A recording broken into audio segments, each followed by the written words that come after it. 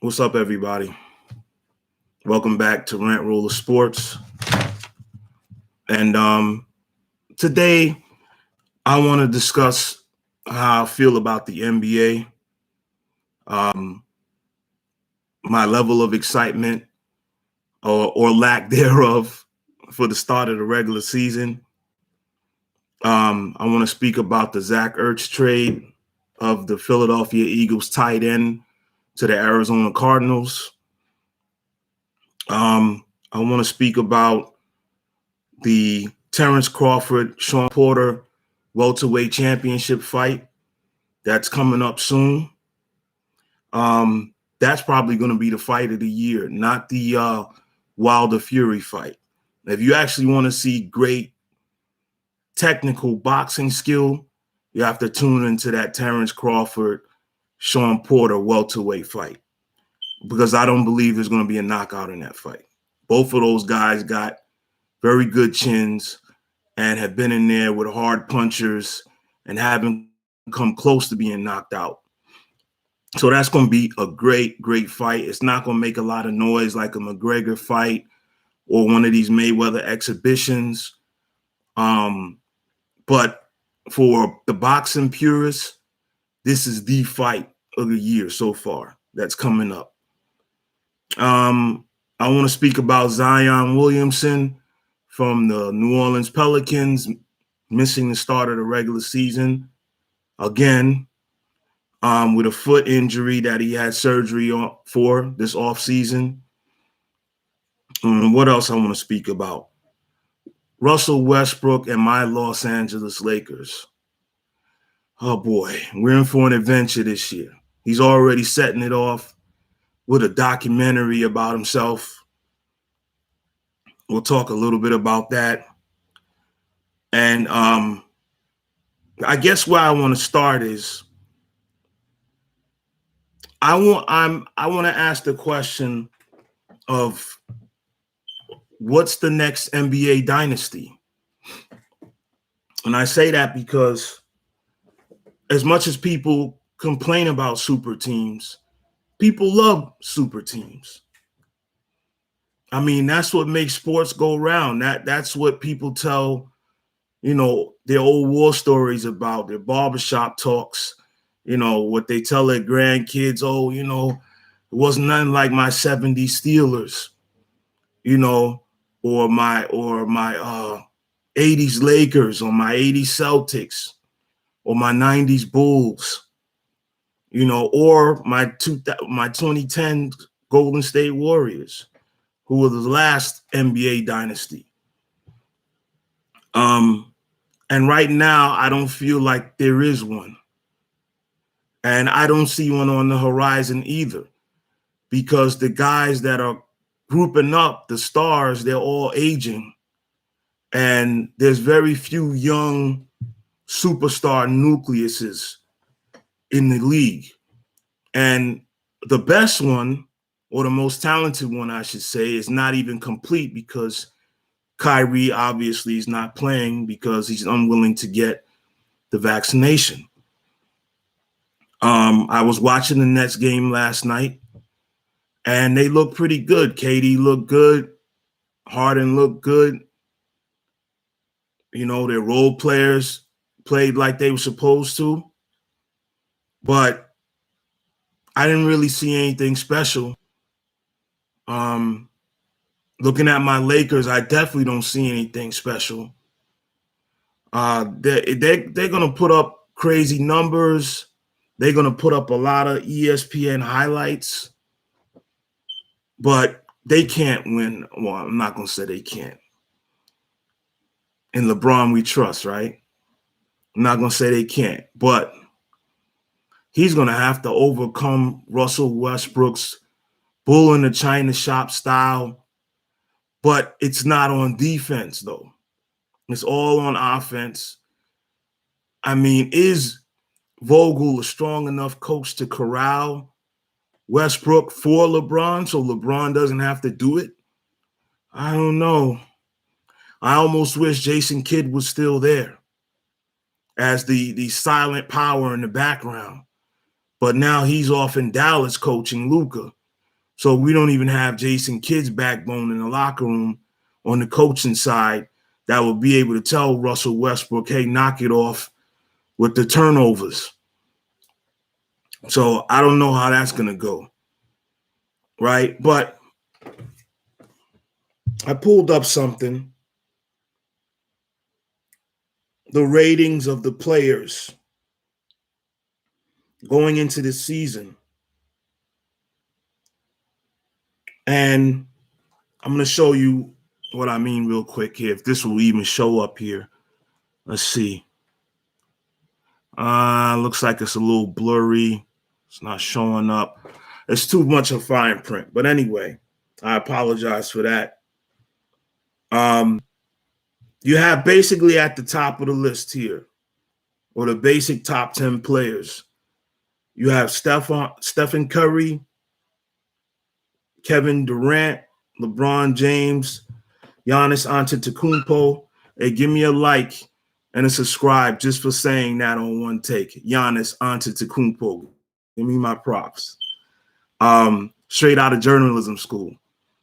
Nikola Jokic, Joel Embiid, Kawhi Leonard. That's 7 now, right, with Kawhi. Luka, 8. Damian Lillard, 9. James Harden, 10. And then you have Anthony Davis, Jimmy Butler, Kyrie, Jason Tatum, Devin Booker, Chris Paul, and Zion Williamson to round out like the top 15. This is just talent-wise in the NBA, right? And there's only one dynasty that I see here, but they can't even get started. And that's the one with Kevin Durant, James Harden, and Kyrie Irving. They're all in the top 15.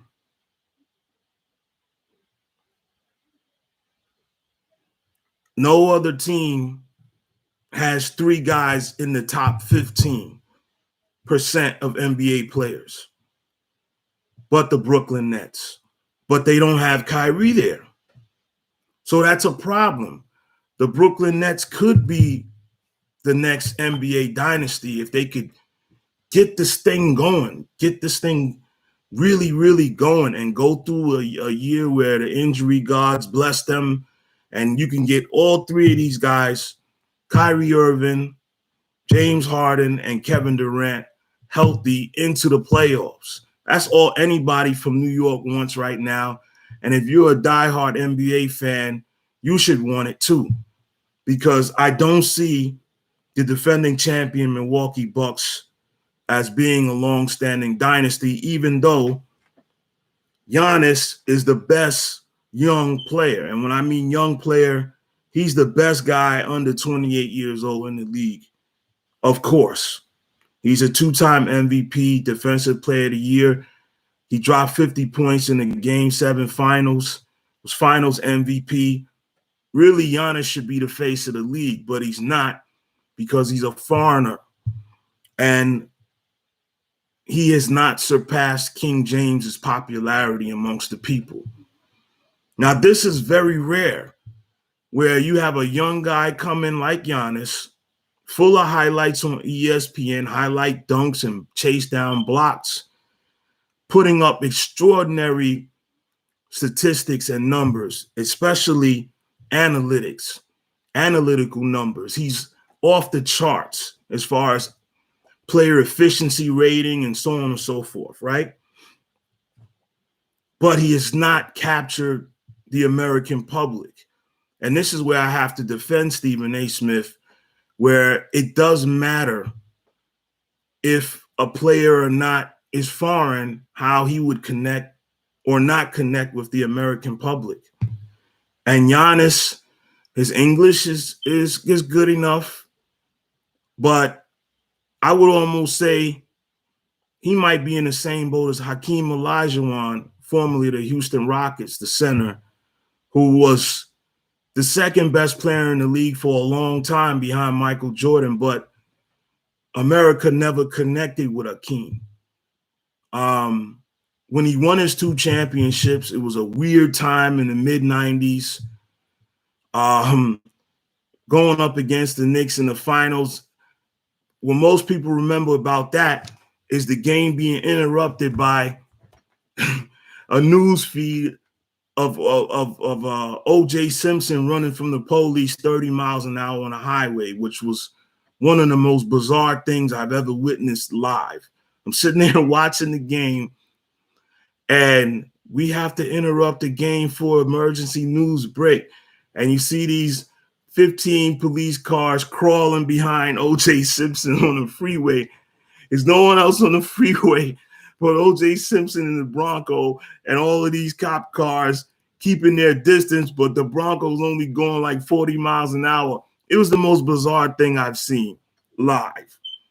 So more people remember that than actually that final series. And because it was only for the diehard of basketball fans, because you didn't have too many skilled players in that series. You had a bunch of grit players, role players, surrounded by 2-star centers. And this was right after Michael Jordan's first retirement. He went to play baseball, and the Knicks finally broke through without Jordan being there, got to the finals, and got beat by the Houston Rockets. So I said all of that to say Giannis has yet to take the reins for being the face of the NBA from LeBron James. And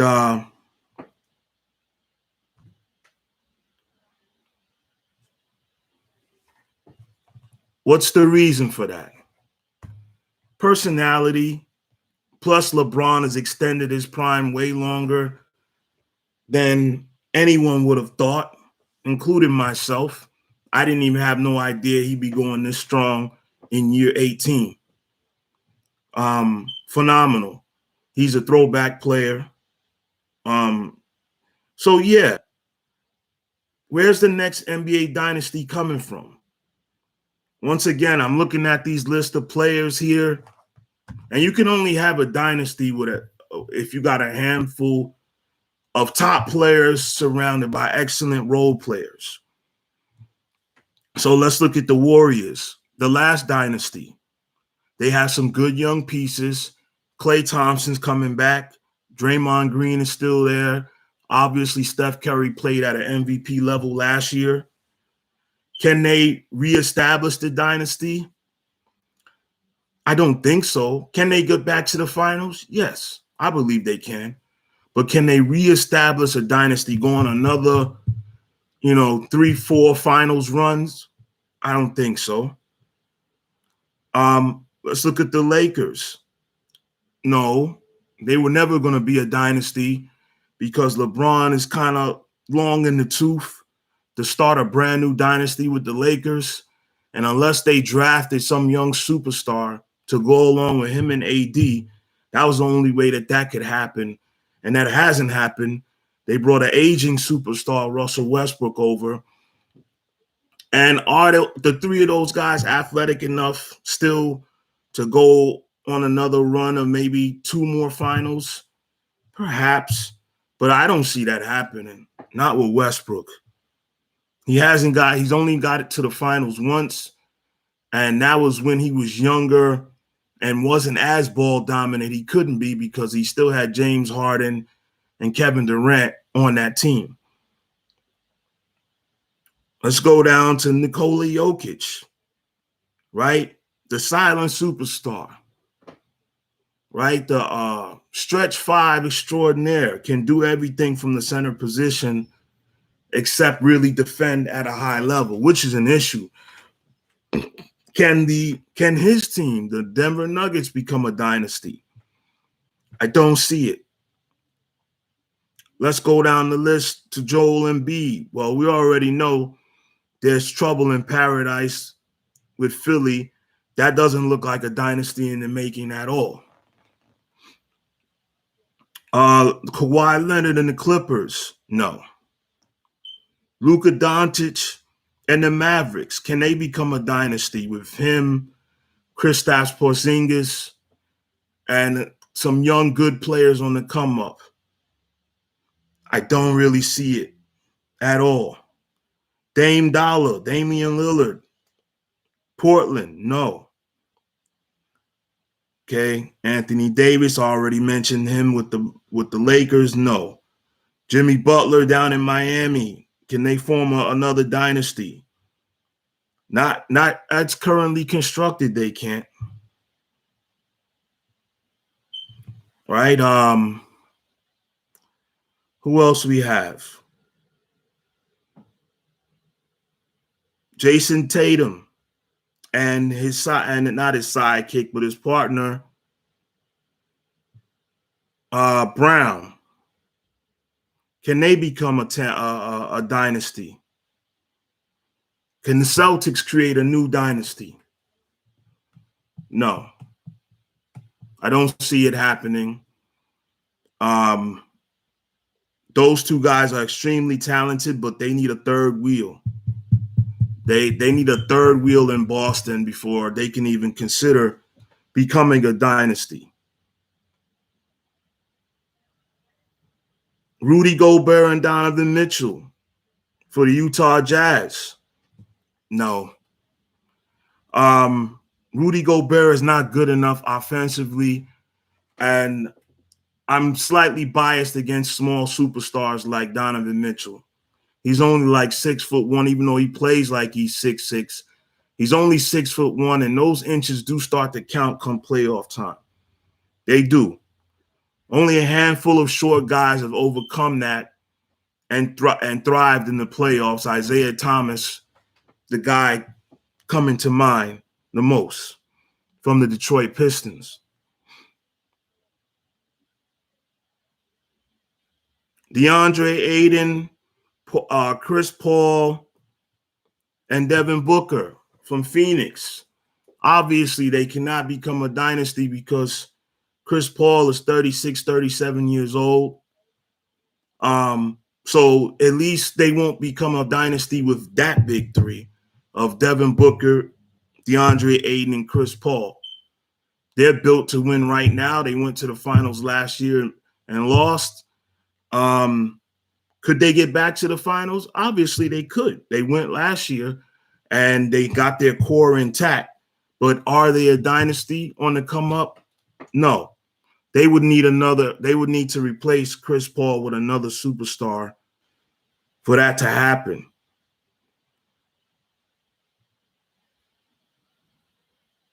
So this is kind of why I'm not so enthused about the NBA season coming up. Am I slightly interested in what's going on with the Lakers and Westbrook and how that whole thing is going to play out? Yeah.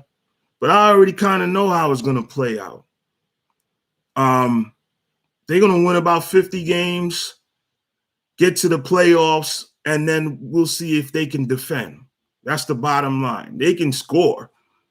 I mean, you got three guys on the team that can score 30 points each, like the Brooklyn Nets. But can they defend? And that's my same question for the Brooklyn Nets. Can they defend well enough to become a dynasty?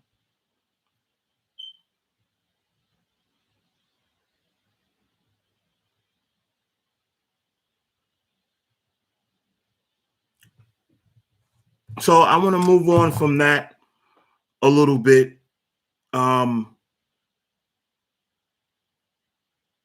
I want to get into who's going to be the next face of the NBA. Who's going to replace LeBron, basically. LeBron's replacement, right? So far, they've hyped Zion Williamson. He's been the most hyped player coming out of college in a long time, right? Or even coming out of high school in a long time. But the kid keeps getting hurt, man. And I said this in another video. I made a couple videos featuring Zion. Him and Luka Doncic, who would you choose as the face of your franchise? I did that video. I think I did another video. And in both of those videos, I stated that I would have picked Luka over Zion, not talent-wise, just because I believe Luka can stay healthier longer and ultimately will play more games than Zion, because Zion, not that he's out of shape or that he's just carrying too much weight. He's carrying too much weight for the torque that he generates on the court, for his ligaments and tendons and all of that to stay intact, hamstring and all. It seems like he's always going to be hampered with injuries. I don't even like the way he runs down the court. It looks forced. I still feel like Zion is as great as he is. He's playing the wrong sport. He should be playing tight end in football or defensive end or something like that, even middle linebacker. But basketball is too much of a cardio, up and down, light frame sport. If you look at all the guys, with the exception of, again, maybe two guys, Karl Malone and LeBron James, who've played long careers, it's thinner guys that are able to keep their weight down. Robert Parrish, Kareem Abdul-Jabbar, Vince Carter's also played a long time, ended up playing a long time, but he kept his weight down and kept his physique from putting on too much weight. I just don't see Zion being the face of the league long term because he can't stay healthy. And once again, this is why LeBron is really a freak of nature that you have to appreciate, because as strong as Zion is and as powerful as he is, LeBron was the same way, except he just had a slimmer frame coming out of high school. But LeBron was 6'8", 240 coming out of high school. But it's the way that weight was distributed. Obviously, LeBron always took care of his body, had great cardio, and is tall and leaner naturally than Zion.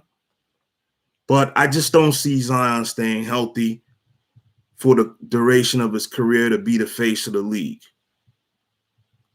And I want to get into what's really bothering me about. I watched a lot of the preseason games, from last night, not the whole preseason.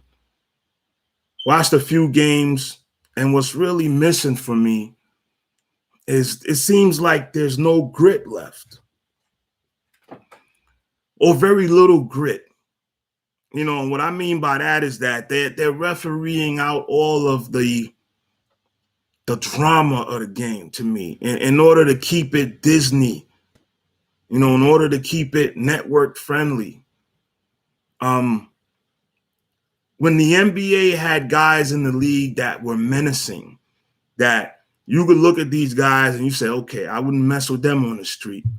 Guys like Rick Mahorn, Barkley, Charles Oakley, all the enforcers you had before, even the little guys, the guards who were enforcers, John Starks, guys that would get in your grill, Reggie Miller, Bill Laimbeer, even Larry Bird with his trash talking, it's something missing. It's hard to explain, it's part of me living through different eras. I guess the longer you live, the more changes you're going to see, and you're not going to like all the changes that come down the pipe. You have to accept it and flow with it like water, but you're kind of flowing uneasily with it, and that's how I feel like I'm flowing with the NBA right now. It's like I'm like, the only thing I could possibly get really up for is to see Brooklyn intact, Kyrie back on the floor, and those guys rattle off like 65 wins or something like that, maybe challenge the NBA team record. Get to the finals against another great finals opponent. Hopefully that will be my Lakers coming out of the West, and we have a great finals. It goes 7 games, drag out, knockout. And I wouldn't be mad if Brooklyn won. I'm from New York. I couldn't be mad at that. But is that going to happen? Not likely, man. Not likely. I already was nervous about their injury history. But now they might blow the whole thing up because of Kyrie's vaccination status, end up trading Kyrie, and it might not be the right trade.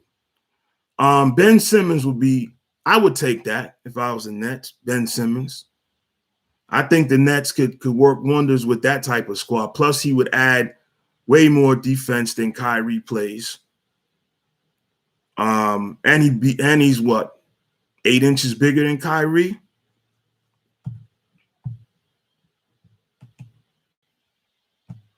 So I would do that deal.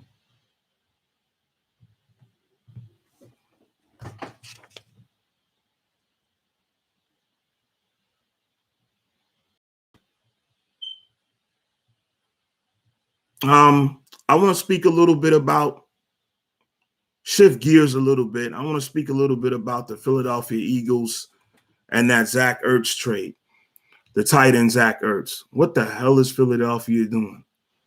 Are you guys trying to sabotage yourself? You already have a struggling offense. You got a quarterback that is his third year now, young quarterback, right? Developing, and you take his best receiver away. That makes a lot of sense. They traded him for a corner and a pick. I mean, everybody needs a cornerback, right? Everybody needs a great defensive backfield in the NFL these days with these passing rules. But why would you handicap your quarterback and the team is already struggling offensively? Because up here where I am in Pennsylvania, I get a lot of Eagles games, so I watch a lot of Eagles games by default. And they struggle a lot on offense. And the one security blanket the quarterback had, the tight end Zach Ertz, you trade him. I don't know, guys. I don't know, Eagles fans, how that's going to work out. It seems like this team, ever since they got to the Super Bowl and won it with Nick Foles, it's been all downhill from there. They just can't get it together at all. And let me switch on from that to this fight that's coming up between Terrence Crawford and Sean Porter. Where my boxing fans at? You know, I know some people have written boxing off. I haven't. There's still great fights out there to be made. They just have to be made. And now one has been made. I believe they're fighting the 20th or something like that. I'm going to tune. I might actually pay for that one. I usually don't pay for the fights, but I think I'm actually going to pay for that fight because I want to watch it clear on my big screen, clear with no interruptions and no darts from the internet knocking down the feed. None of that. I'm actually going to come out my pocket and pay for that Terrence Crawford Sean Porter fight. That's going to be a great technical boxing fight. Even though Sean Porter, if those who don't know, he fights more in a Mike Tyson ducking and weaving style, tries to come up inside. He's got shorter arms, but he can box on his toes as well. He's proven that. He's got a hell of a granite chin. He has some knockout power, Sean Porter. He'll knock out lesser fighters, smother them and knock them out, beat them down over time, wear him out. But he's not really a knockout artist. Terrence Crawford is more of a knockout artist, but he's a supremely talented technical boxer that can switch stances. He might be the closest thing to Mayweather since Mayweather retired. But the big fight that we all wanted was Terrence Crawford versus Errol Spence. Errol Spence pulled out of the Pacquiao fight with an injury. Thank God for Pacquiao because he would have got brutalized by Errol Spence from what I saw in that last Pacquiao fight. He dodged a real bullet there by Errol Spence coming up injured because he would have probably got knocked out and beat up bad by Errol Spence from judging by the way Pacquiao looked in his last fight. Not to say that Ugas is not a good fighter, but he's no Errol Spence. So I'm looking forward to that Crawford Porter fight. You know, these welterweights have been running around each other. Some of them have fought each other, but the main ones that need to fight have yet to fight. And this is one of the main fights between some of these great welterweights, which is really the best division in boxing. It has been for some time now.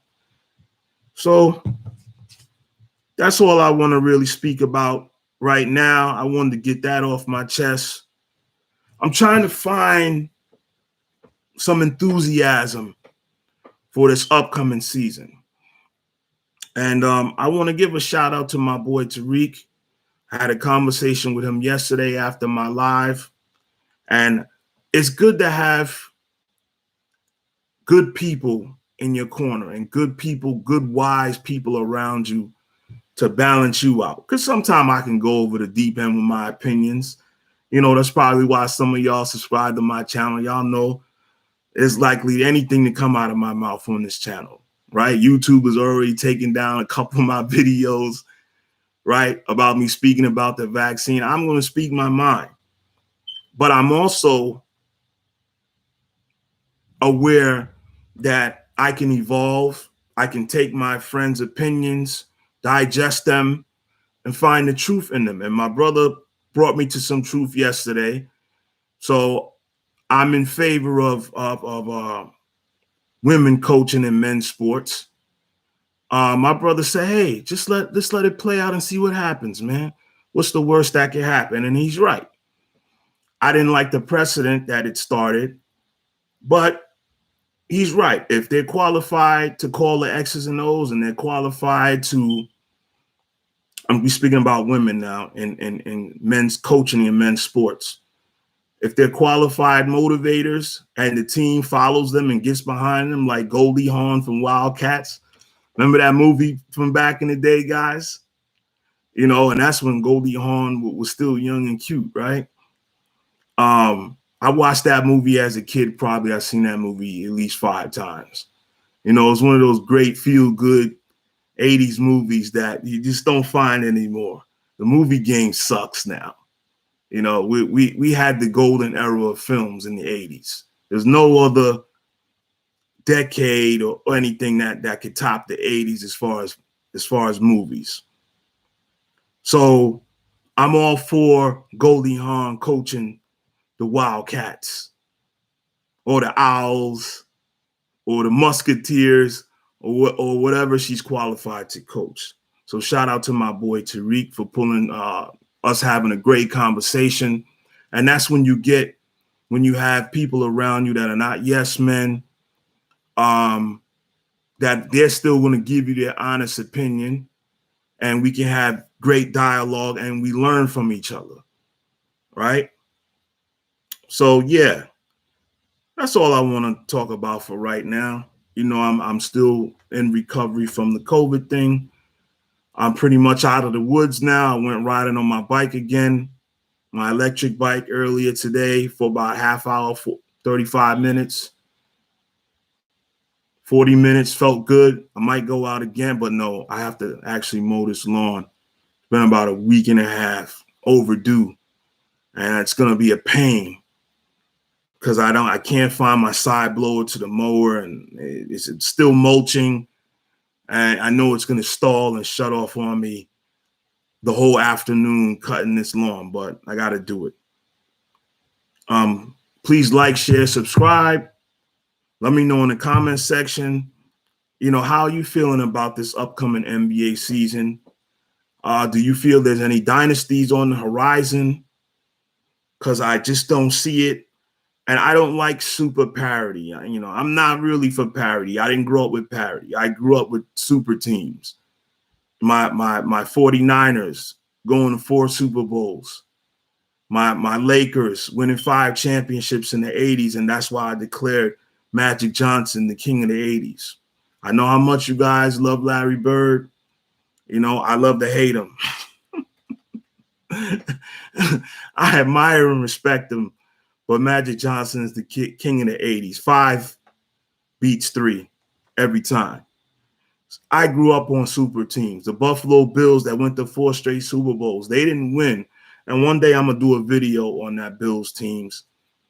that went to 4 straight Super Bowls. Jim Kelly and the K-Gun offense, they didn't get enough credit for being a dynasty as well. They didn't win, but to go to 4 straight Super Bowls, you know how hard that is? 4 straight. They were a great team. And just unfortunately, they ran into some killers, man. You know, that Dallas Cowboys dynasty, that was another one.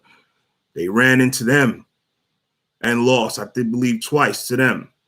No shame in that. That Dallas Cowboy team was a killer. That's why you got all these crazy Cowboy fans still running around acting like they run the NFL, like back from the Emmitt Smith and Michael Irvin days.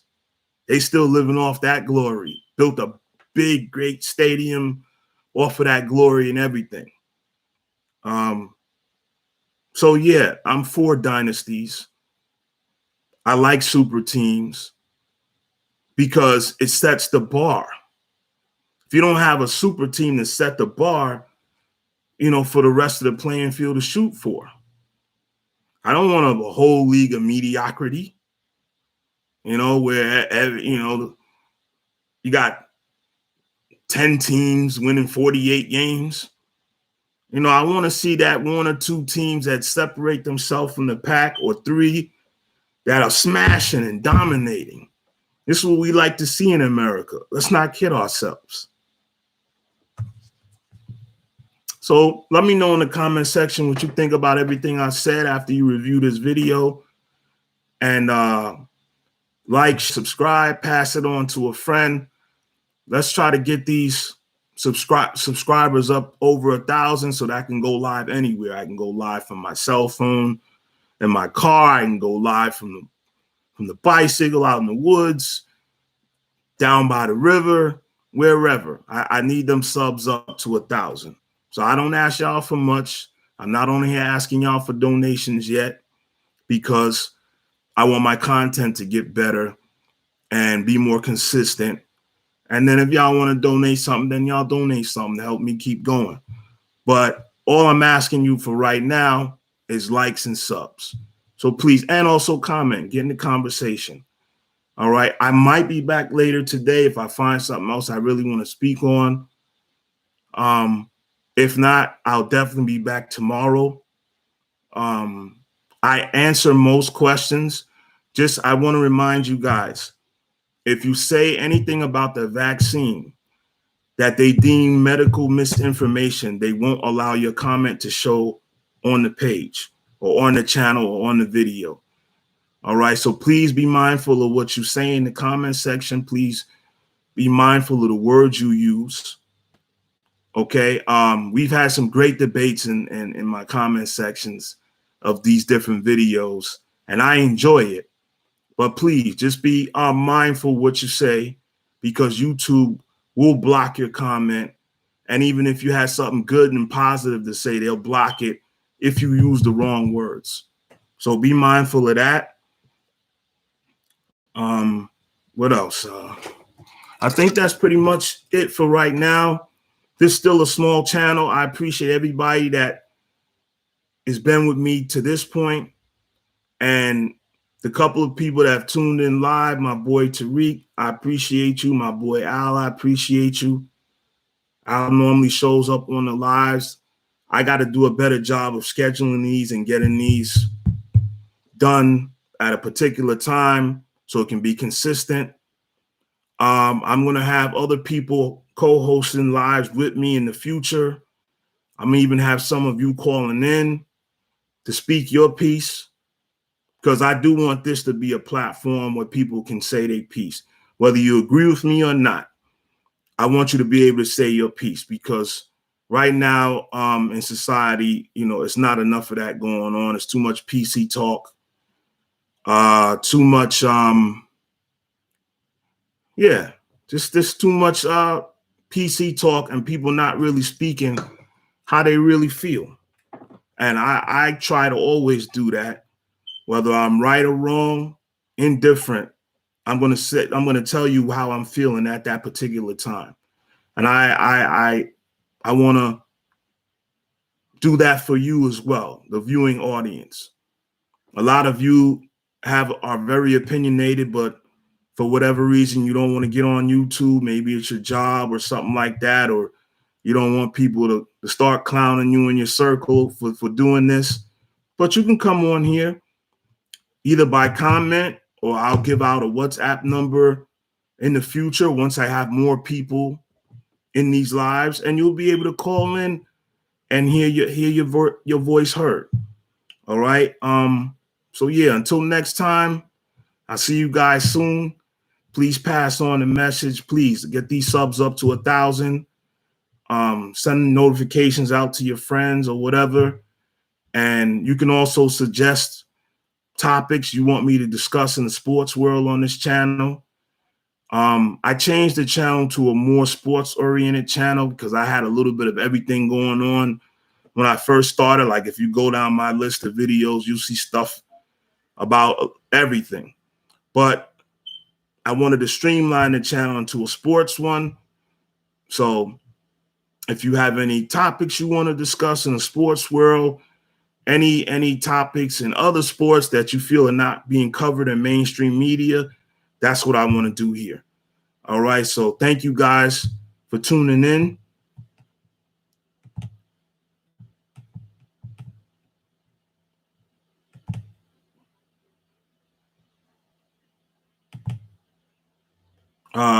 I really thank you guys for viewing my videos. Humble beginnings, but I ain't quitting. We're gonna make this bigger and bigger, and we're gonna keep going. We're gonna keep going. All right. So until next time, I'll see you guys. This is Rant Roller Sports. Please like, share, subscribe. Peace.